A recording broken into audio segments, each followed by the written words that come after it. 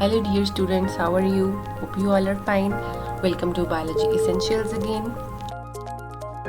Gaseous exchange biology book 10 का chapter number 1 है। इसको चैप्टर नंबर 10 इसलिए लिखते हैं क्योंकि पहले 9th क्लास में 9 चैप्टर्स थे, तो अब ये 10th क्लास का फर्स्ट चैप्टर नंबर 10 बन जाता है। तो gaseous exchange in animals, gaseous exchange in animals में जो पहली चीज़ हम पढ़ेंगे वो है एयर पैसेज वे। एयर पैसेज वे वो पैसेज है जिसमें से एयर होती हुई हमारे नोज से होती हुई हमारी चेस्ट कैविटी से होती हुई लंग्स तक पहुंचनी है। इस पूरे पैसेज में डिफरेंट स्ट्रक्चर्स आते हैं, उन सब का हम डिस्कस करेंगे कि कौन कौन सा स्ट्रक्चर है, किस स्ट्रक्चर का क्या रोल है। तो starting from the nasal cavity, nasal cavity से पहले नॉस्ट्रल्स होते हैं। नॉस्ट्रल्स हमें पता है कि 2 ओपनिंग्स होती हैं हमारी नोज़ में जहाँ से हम सांस को अंदर लेके जाते हैं। उसके बाद अंदर वाला जितना भी एरिया है उसको नेज़ल कैविटी कह देते हैं।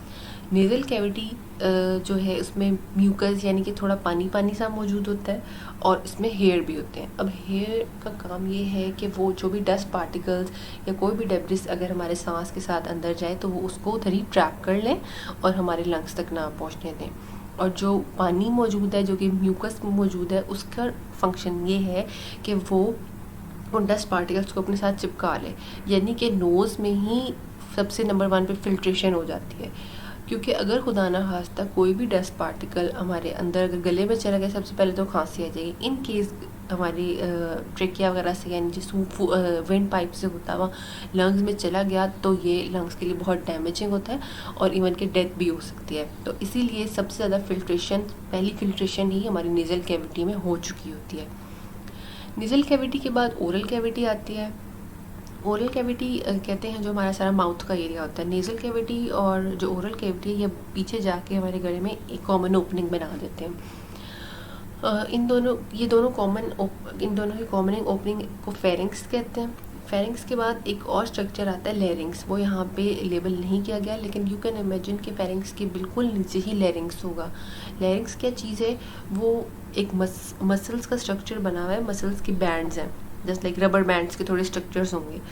तो इसका लैरिंग्स का काम क्या होता है कि जब भी हम बोलते हैं तो उस लैरिंग्स में वाइब्रेशंस प्रोड्यूस होती हैं और फिर हमारी आवाज़, जो भी हम वर्ड्स बोल रहे होते हैं, वो लैरिंग्स ही हमारी वॉइस प्रोड्यूस कर रहा होता है और इसी वजह से लैरिंग्स को वॉइस बॉक्स भी कहते हैं। उसके बाद जो स्ट्रक्चर्स आते हैं वो, क्योंकि इन्होंने तरतीब से लेबल किया हुआ है, वो एपिग्लॉटिस, ग्लॉटिस और ट्रेकिया है। बेसिकली जो ट्रेकिया का सबसे ऊपर वाला जो पार्ट होगा, जो उस पाइप का कोना होगा, ऊपर वाला कोना, उसको ग्लॉटिस कहते हैं और उस ग्लॉटिस के ऊपर जो कवर होगा उसको एपिग्लॉटिस कह देते हैं। ट्रेकिया की चीज़ है। ट्रेकिया एक्चुअली विंड पाइप है जिसको हम कॉमन वर्ड्स में सांस की नाली भी कहते हैं कि मेरी सांस की नाली में ये प्रॉब्लम हो गया, तो उसका जो साइंटिफिक नेम है वो ट्रेकिया है। अब ये जो सांस की नाली which is also called as trachea, ये बनी होती है कार्टिलेज की। कार्टिलेज एक ऐसी हड्डी होती है जिसको मूव कर सकते हैं, जस्ट लाइक हमारे कान की हड्डी।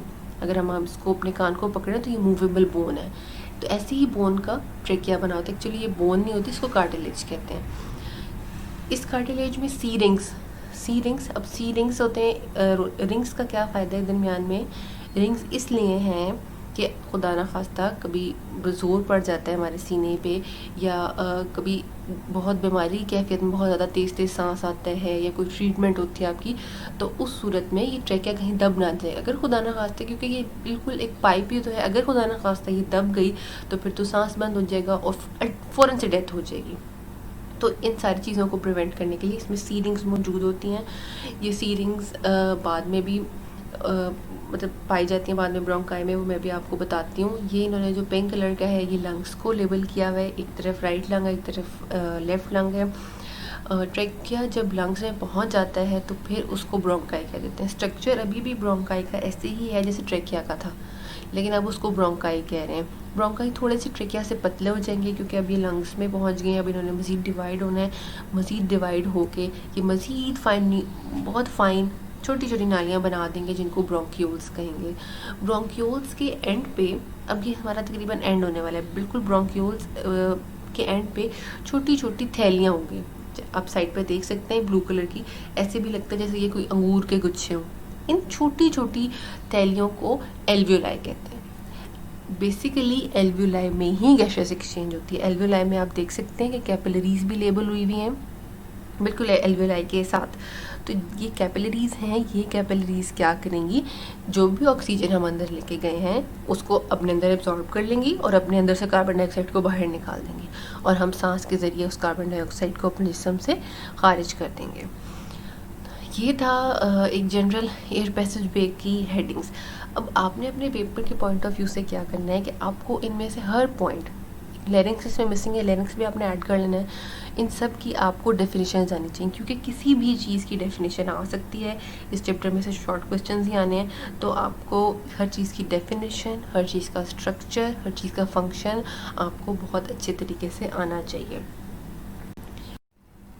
उसके बाद जो नेक्स्ट टॉपिक हमारे पास है गैसियस एक्सचेंज इन एनिमल्स में, वो है लंग्स। ये वाली लंग्स की फिगर आपकी बुक में दी हुई है, फिगर 10.4। इसमें उन्होंने लंग्स का स्ट्रक्चर बताया बेसिकली। वैसे तो लॉन्ग क्वेश्चन इस चैप्टर से नहीं आता, लेकिन फिर भी इन केस अगर कभी आ जाता है तो वी शुड नो कि how to attempt that question. इस क्वेश्चन में हम सबसे पहले एक जो मेन हेडिंग देंगे वो लंग्स की देंगे।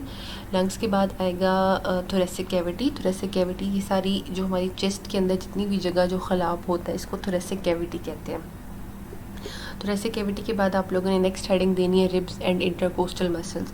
रिब्स कहते हैं पसलियों को, और उसके बाद हमारे पास उसके बाद जो उसके साथ अटैच हुए मसल्स होते हैं उनको इंटरकोस्टल मसल्स कहते हैं। हमारे जिस्म में 12 पसलियाँ होती हैं। ये सारी चीज़ें आपकी बुक में लिखी गई हैं, तो ये आपने इन हेडिंग्स के नीचे लिख लेनी है। नेक्स्ट हेडिंग आएगी डायफ्राम। डायफ्राम भी एक मसल ही है जो कि हमारे लंग्स के बिल्कुल नीचे या पसलियों के बिल्कुल नीचे जुड़ा हुआ होता है। डायफ्राम के बाद नेक्स्ट हेडिंग अब आपने देनी है स्ट्रक्चर ऑफ लंग्स। उन्होंने स्ट्रक्चर ऑफ लंग्स एक्सप्लेन किए हैं, लेफ़्ट लंग और राइट लंग के बारे में बताया है कि लेफ़्ट लंग की क्या साइज़ है, राइट लंग का क्या साइज़ है, लेकिन प्लूरल मेम्ब्रेन उन्होंने सबसे एंड पे डिस्कस की है, लेकिन आई थिंक ये प्लूरल मेम्ब्रेन पहले आनी चाहिए। प्लूरल मेम्ब्रेन क्या होती हैं, जैसे कि आप फिगर में भी देख सकते हैं, उन्होंने सर्कल में इनलार्ज करके दिया हुआ है कि ब्लू कलर की लाइन इनर प्लूरल मेम्ब्रेन है और रेड कलर की लाइन आउटर प्लूरल मेम्ब्रेन है और दरमियान में फ्लूइड है। प्लूरल मेम्ब्रेन लंग्स की एक आउटर कवरिंग है। कवरिंग जहाँ कहीं भी होती है आपकी बॉडी में, उसका काम है प्रोटेक्शन है। इसका काम है कि लंग्स को प्रोटेक्ट करे। और जो इसके दरमियान में फ्लूइड है उसका क्या काम है, क्योंकि ज़ाहिर है लंग ने कभी छोटा होना है कभी बढ़ना है, उनमें ऑक्सीजन या कार्बन डाइऑक्साइड कभी फिल होनी है कभी नहीं फिल होनी है उनमें से, तो मतलब कभी उन्हें फैलना है कभी सुकड़ना है, तो ड्यूरिंग दैट टाइम उसमें कोई रगड़ ना पैदा हो, दरमियान में फ्लूइड मौजूद होना चाहिए। तो ये प्लूरल मेम्ब्रेन की आपको अच्छे तरीके से पता होना चाहिए। क्वेश्चन भी बहुत इंपॉर्टेंट है, आ जाता है कि what is pleural membrane and what is its function. Pleural membrane के बाद लेफ़्ट लंग थोड़ा सा छोटा होता है राइट लंग से, उसमें 2 लोब्स होते हैं। लोब्स को कंफ्यूज नहीं करना, लोब्स सिर्फ उन्होंने बताया कि लंग्स के पार्ट्स हैं। और उसके बाद जो राइट लंग है, राइट लंग लेफ़्ट लंग से बड़ा होगा और इसके 3 लोब्स होंगे। ये लेफ़्ट लंग से बड़ा इसीलिए ऑब्वियसली उसके 3 लोब्स हैं, 3 लोब्स डिफरेंट, उसको उन्होंने पोर्शंस कर दिए कि ये थोड़ा सा उससे बड़ा है।